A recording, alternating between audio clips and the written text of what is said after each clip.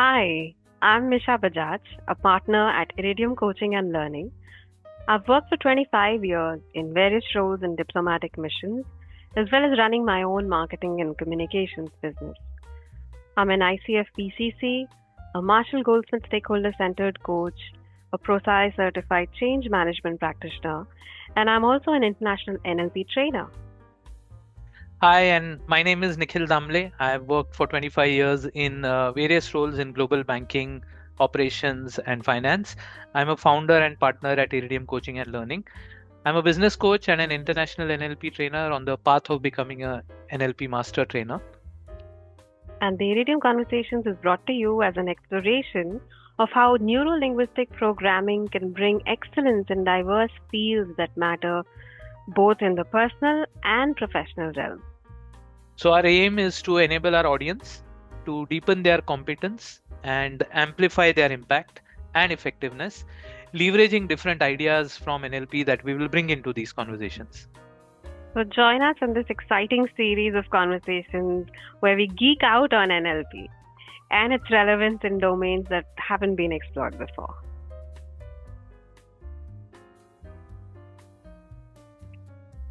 Hello and welcome. Welcome back to the Iridium Conversations.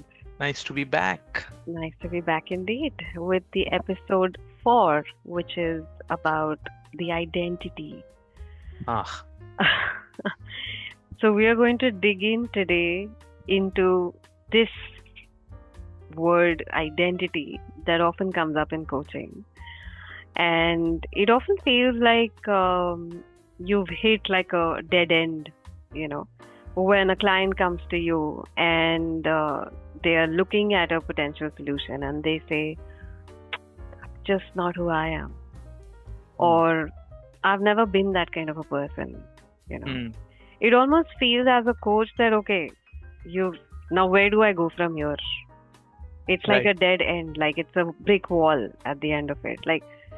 So how does an NLP trainer, or what is the NLP take on some statement like this that comes from the client?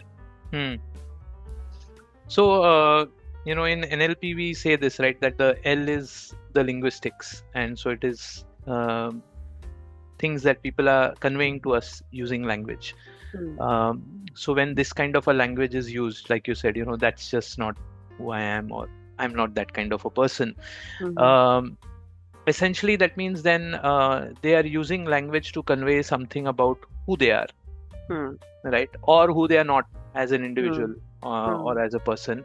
And which means then that's a nice marker to recognize that now we are entering this territory of identity, right? And often such statements a person might not be aware of, but they're coming from beliefs that have formed over a period of time.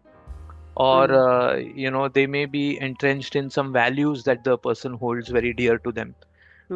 So when we think about it like that, then it starts becoming clearer that when we think of this word perception, using this kind of a language, the client is conveying how they perceive themselves, right? And so if they're saying, well, that's not just who I am, or I'm not that way, it's interesting to pay attention to the way the words are used, because that means unknowingly they are conveying that there is some way that I need to be, but I'm not like that. And I am like this. And being like this doesn't get me to be something else, right? So now this can be, in a way you can say that this is the current identity, and that's probably an identity that is not the current identity, right? Because it could also mean that, let's use a different example, that let's say I'm told that, you must be aggressive in terms of achieving your targets. For me, it might seem like I'm not that aggressive kind of a person. And now a different contrast is formed for me, that I am like this. I don't consider myself as aggressive, but these people are saying I must be aggressive. And now in my mind, some images will come of people that I've seen that are aggressive. and I'm who in my opinion are aggressive. Who in my opinion are aggressive, right? I feel, oh my God, these people are aggressive. I don't want to be like that. And so when that word aggressive comes up, it's a representation of those identities that they've seen. Correct. And that's either making them think, oh no, I am definitely not aggressive, right? Or it could be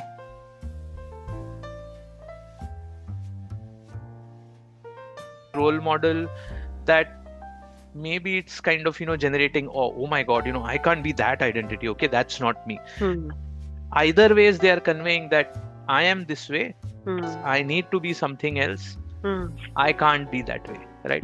So when you notice it, that this identity kind of language comes in, then it's useful to sort of start visualizing that this is the contrast that the client is creating in the conversation. And rather than worrying about, oh my God, they've said, I am not that kind of a person, you can always ask, okay, so what kind of a person are you?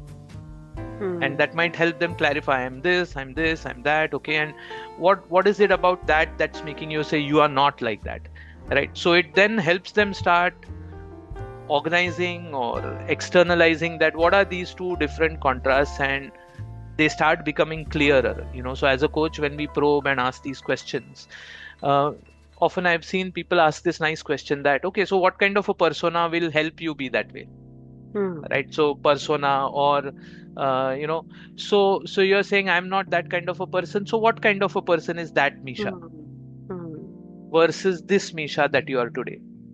And now immediately different personifications happen, so I'm able to relate to it as being able to compare and contrast, giving the coach a little bit of an access into this kind of a situation then. Got it. So you're saying that it's a better idea to differentiate with contrast the two different identities that they might be looking at, and explore the other identity perhaps, so they can get more answers to what's going on really for them.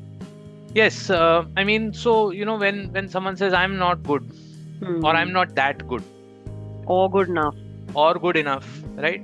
That means some invisible set of references are available to them against which they are able to say that I'm not good enough, or I'm not good, or I'm not that good. So it's useful to ask them, based on what are you saying that, or who have you seen in comparison to whom you are not like that or like that. So it's useful to probe on what's the reference that they're using for it, right? And it could be somebody they might have seen and they don't want to be like that, or it could be somebody that might have seen who they wonder whether they can be like that, right? So either is a sort of useful approach in terms of what the client is saying. Got it. Okay, and I think while this is one sort of a scenario that happens in coaching conversations, another scenario that I've often come across, and I'm sure a lot of coaches have seen it and heard it as well, is we get a client who's been very successful and very good at what they do, right? And then something shifts or something changes in their life, right? Either they get promoted, or there's a new life situation, or something happening in their personal life, right? And now it seems like things aren't as easy or as seamless as they used to be, right? So like with an NLP lens, what can one make of such a situation? And really, as a coach, how can I help my client address this? Got it. So think of it like this, right? I mean, if for example I'm driving a Maruti 800 car, and maybe it runs well on a flat road in traffic in a city, and the moment I enter, let's say, a mountainous region, it might struggle to go up. It's not that the car is bad, but the terrain has changed, and now I need to check whether the car is suitable for this kind of a terrain, right? So similarly, when we think of these situations where there's a long running period where something has worked very well, things have gone easily, person feels they are successful, in a way, the word that I like to use is that they've started inhabiting a certain identity, right? Like, and that works for them. But unlike, let's say, medicines which have an expiry period, in this, you only get to know that now this is not useful after it has stopped working for you. Working, correct. Right. So when this kind of a thing happens, it's useful to just check that it's almost like an evolution that is happening for this person right now. Right. So yesterday's strength don't seem like strengths anymore. Right. And which means that they've become redundant. But now, how do I, as a coach, help them notice this gradual change that they are going through, or that they are evolving? Because in a sense, you can look at it as, identity is like a container. Like how snakes shed skin. Right? We don't do that. Correct. But if we look at ourselves from the time we were tiny kids, infants, school, college, job, got married, etc., and today, we could say we are inhabiting different identities. Yeah. And so, but today when I experience that, big change has happened. Right now, I'm not looking at my life as a continuation. I'm in the midst of the flow of my life, experiencing how come nothing works, which used to work before. So who I am right now is struggling to cope with that.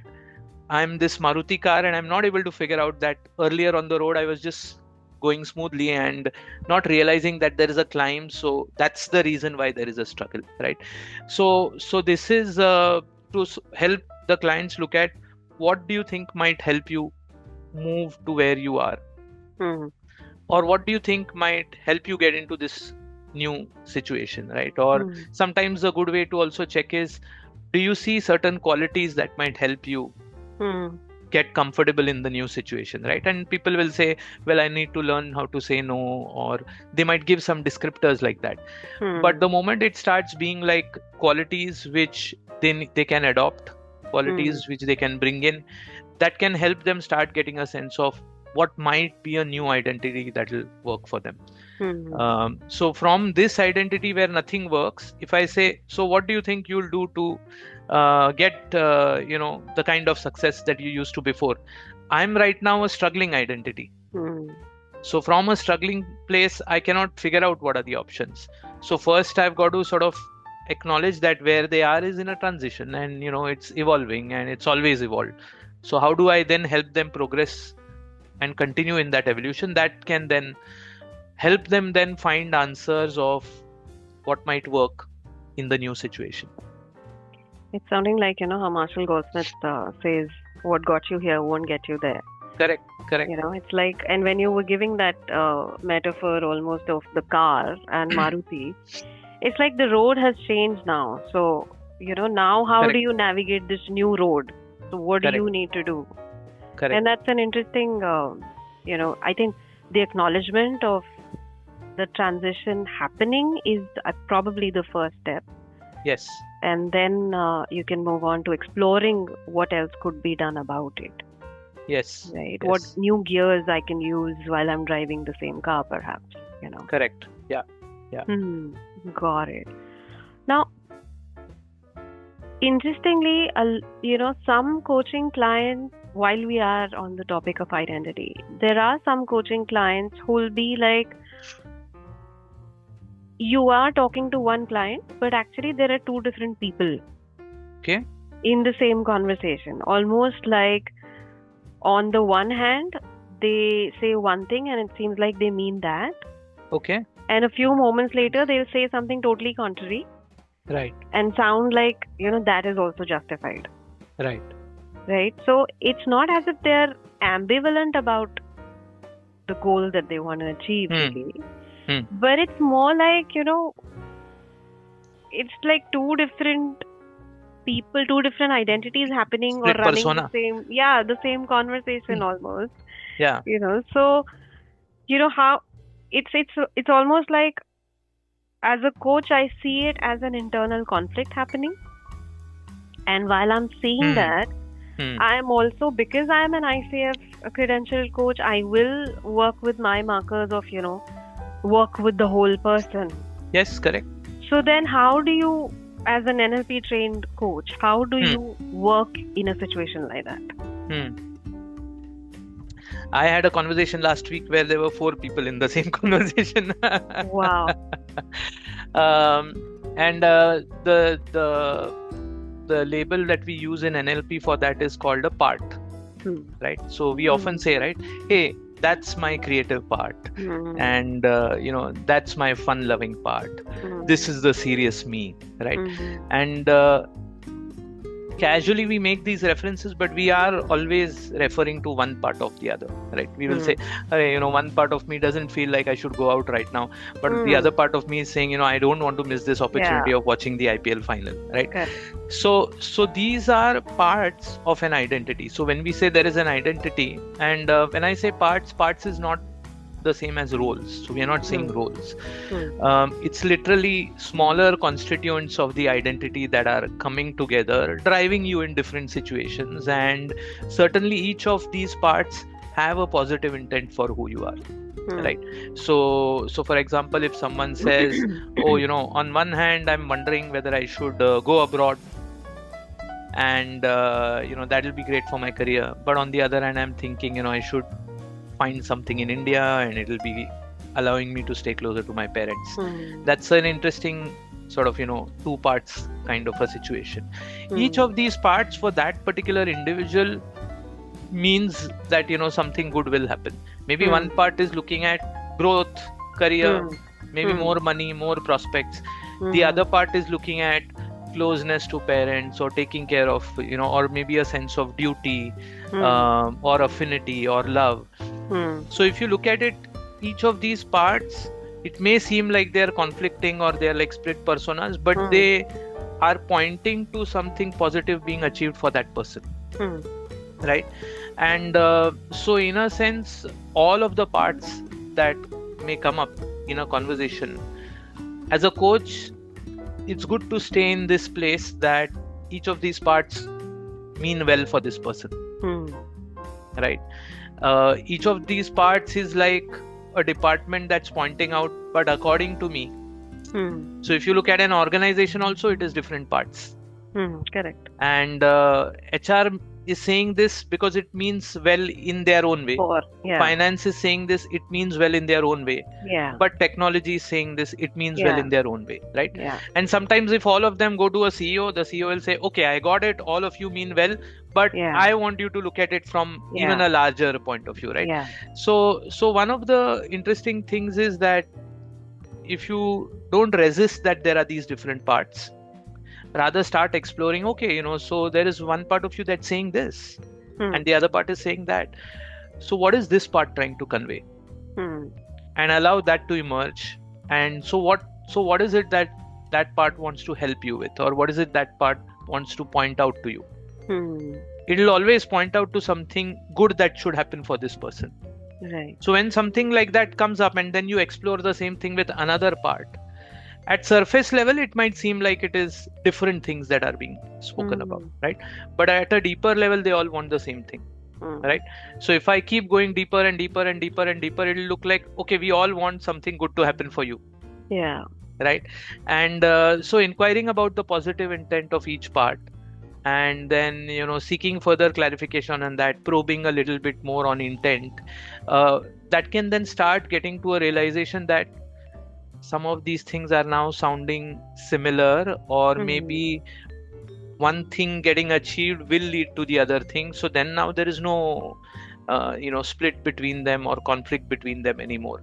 So when that happens, then the client starts realizing that actually these are just productive inputs coming from two different angles. And it's a good place to evoke awareness there, right? That as you're hearing what these different parts say to you, what are you realizing about this situation? And they'll say, oh yeah, that means could there be a way that I can have this and I can have that? So this example that I gave of, last week, 4 parts. And one part, when I heard it initially, it sounded like, oh my God, this sounds like the most disruptive part. That is telling this person, don't do this. This is not good for you, kind of a thing. And 2 parts were kind of, in alignment, but on slightly different things. One wanted something else, I think health, and the other wanted peace.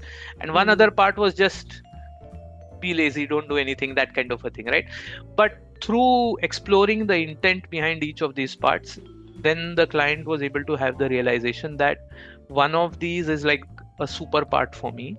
And that can, if I stick to that and if I go as per that, then some of these other two things will naturally happen.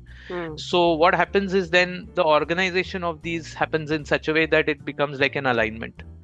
So in NLP we call it negotiation of parts, or we also sometimes call it integration of parts, because then when these parts are pointing to the same thing, then they can dissolve. They're no longer in conflict with each other. Parts. Yeah. That's very interesting. And I think what I heard from you, to me, it's also sounding like it could be conflicting values, you think? Are the positive intentions or the parts indicating values as well for this person? You might hear those kind of words. Okay. Right? So people may say, but that's not good quality. And someone else might say, but that's not efficient. Right? And now to an individual also, it might be like that, right? That I want something to happen in a very detailed way for me. But I also don't want it easy for me, right? And then if I start unraveling this, that means maybe depth is one of the things, but maybe quality of effort is another thing, but maybe how it is perceived as an achievement is another thing. So if you start dialing, so the important thing is not really to look at what would be the label, but I can always ask that, and so what would this help with? Or what is this leading to? Or what is that pointing towards? And so while I may think that I'm asking that question, when we originally start with a surface level descriptor that the client used for one part, and then you said, okay, so what is this trying to tell you? In effect, the client is going one level deeper. And then you ask a little bit more on that. And so what is this going to help you with? One more level deeper. And so eventually with this, what will happen? One more level deeper. And so at some level, if you go deeper with different parts, even though here the words may not sound similar, but you'll start feeling that, okay, good is also fine, and peace is also fine. So maybe now we can be at peace with each other, or now we can align together. And that's what so in another way to think about it, in NLP we use this phrase called chunking up. That means as abstract as you go, it starts clarifying, it removes one level of detail. So as much as details get removed, you start aligning more on something that is abstract but still very specific in your context. That's typically what values are or sound as. Correct. Yeah. The big chunk words. Correct. Right. They are big chunk words. Got it. Okay. And so my logical next question as a coach is then, so how do you work with parts and then link it to identity? Parts and link it to identity. Yeah. Got it. So, when this kind of phrasing comes up, it can, even for the client, it may seem like, and I've seen clients say, oh, sorry, I might be sounding like a split personality to you, or, like you might, Jekyll and Hyde. Yeah, I might be coming across as a very confused person to you right now. And I think the first thing to acknowledge is to sort of look at them as okay for what they are. Because I would sort of, the whole person, right? Because I would even dial it back further, saying the reason why you're sitting right now in front of me is because you're looking at getting out of this, something out of this, right? So if I keep that frame alive for myself as a coach, I'll not be upset with, oh my God, now what a pickle you put me into, and now how do I stitch this together? That means I'm unnecessarily increasing the pressure on myself as a coach, right? Whereas if I let it be that these are just different kinds of priorities, or these are just different kinds of sensibilities that the client is bringing in, and they're just trying to use this conversation to strike a fine balance between these, right? So can you be nice and strict? Yeah, you can, right? And there'll be probably a balance between who you are dealing with, that maybe the proportionality of it will be slightly different, but you can be nice and strict, right? And if needed, you can be only nice, or you can be only strict also. And so the moment this starts happening, so often clients might look at it as, how can it be that I am this way and that way? And when you start exploring this positive intent, the realization starts happening that this is all right, actually. So making this conflict or making this confusion okay for the client is, I think, the first step. because otherwise it's like, two enemies are fighting. Right? So you can always sort of help them see it as, well, there are two friends that are trying to sort of tell you something. One says something a little bit differently and the other says it a little bit differently, right?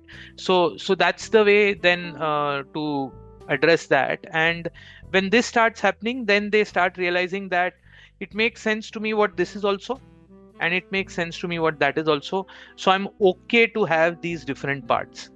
Right? I'm okay to have these different parts. And in a sense, anatomically, if we look at ourselves, it's not like we are worried that, oh my God, my hands are doing something different than my legs. Right? But in a way, they are in sync with whatever is going on. If I'm walking, or when I'm sitting, or if I'm eating food, there's a different way that they are working. They are working differently. But that difference is not necessarily a conflict. That different way of working may still be a synergy that is being sought. And the coaching conversation can be that way or platform of helping the client discover that synergy. That these two different parts, they're part of you. So how are we trying to sort of, discover that synergy? That's interesting. We have spoken about, well, this is not who I am, or, that is not who I am, or can I be this and that or that? Correct. But there are sometimes clients who like, I don't even know who I am anymore. Right. So how do you, as a coach, deal with such a scenario? It's almost as if they're not even sure of what identity they wear or they have, or where are they coming from, what is it that they're operating from. So how do you help a client navigate such a situation and probably have more awareness, or maybe get an identity that is in congruence with what their goal is, or what they are doing at the in the current space. So how would you recommend? It's like an in-between space. Correct. Right. So if we look at in India, if we look at these large railway stations, and let's say we are frequent travelers, then we can make out which are the passengers who are passing through this.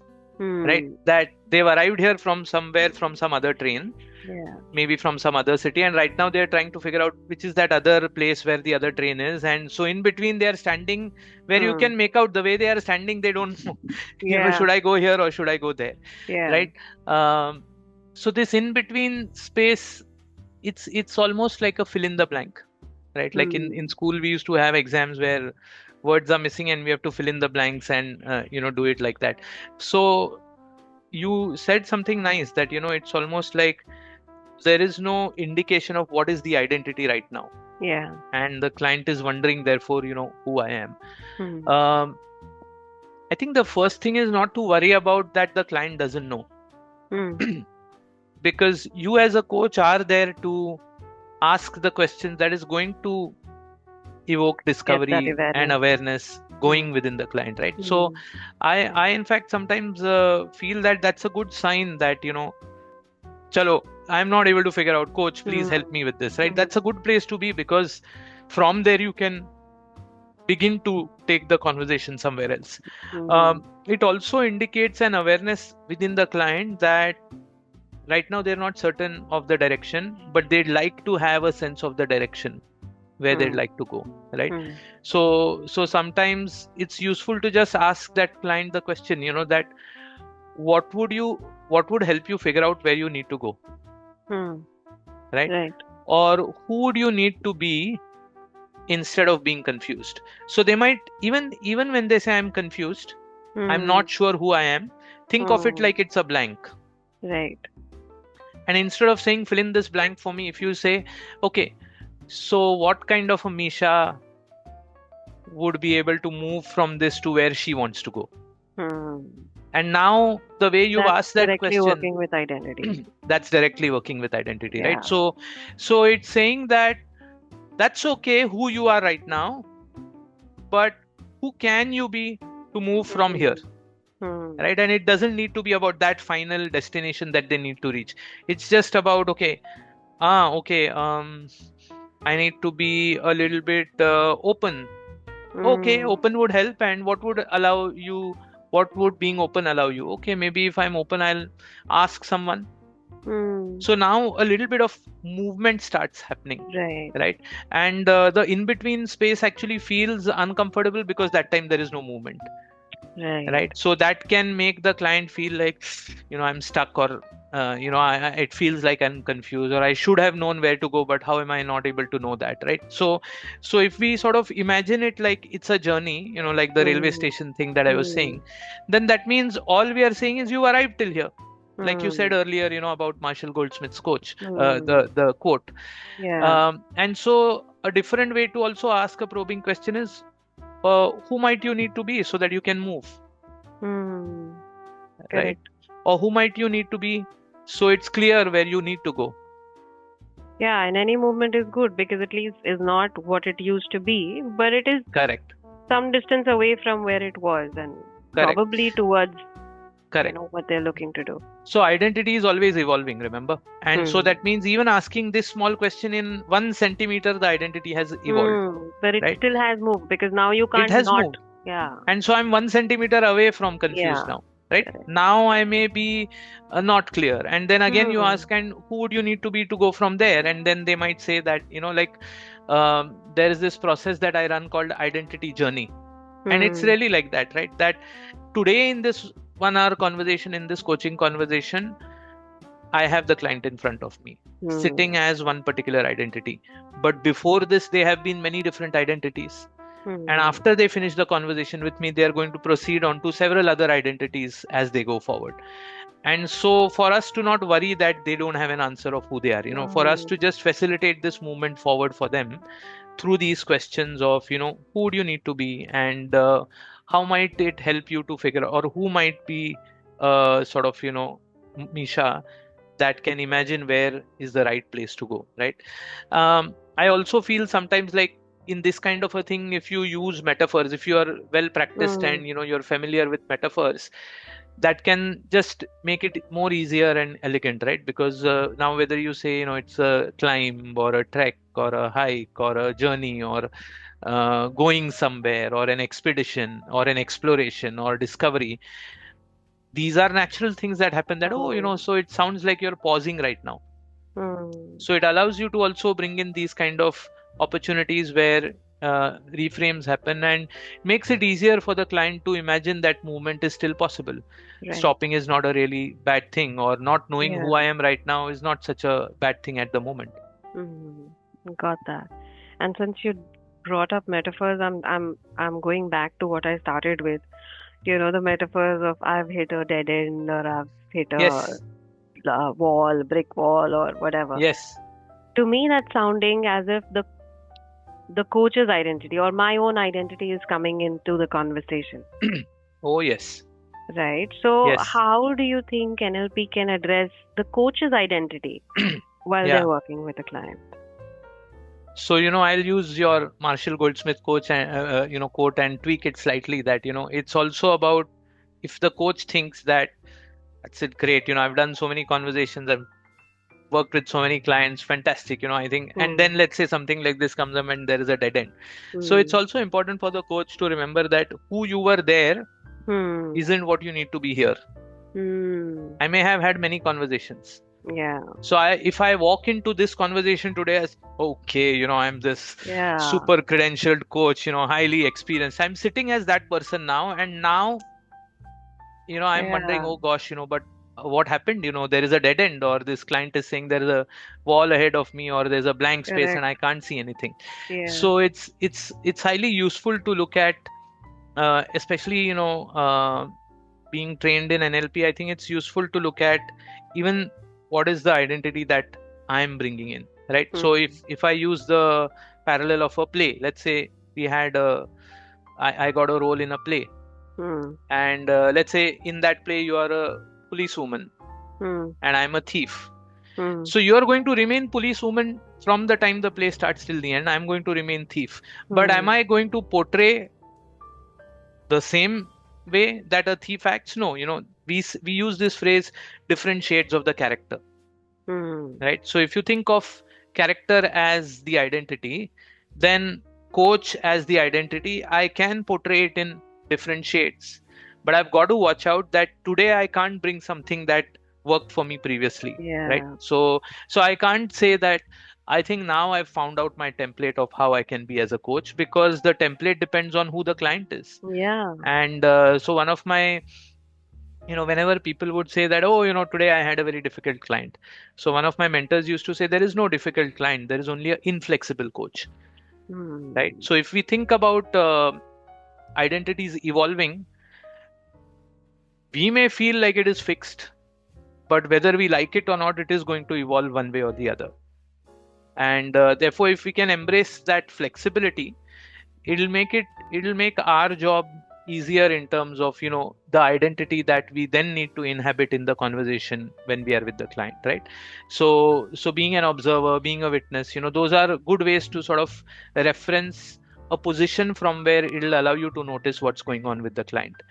But you can't say, okay, thanks, Nikhil has said, be an observer, and now that's carried some meaning, and next time if I decide, okay, I'm only going to be an observer, suddenly I might find that the conversation is drifting, and observer means I've become relegated my role to Yeah. being a spectator. I'm not, Correct. Contributing responding at or all. engaging in the Yeah. conversation, right? Correct. So, Correct. so therefore, that what works before as an identity, great, fantastic. Let's kind of discover and ourselves as a coach evolve into the next conversation that comes up and next client that comes and sits in front of us.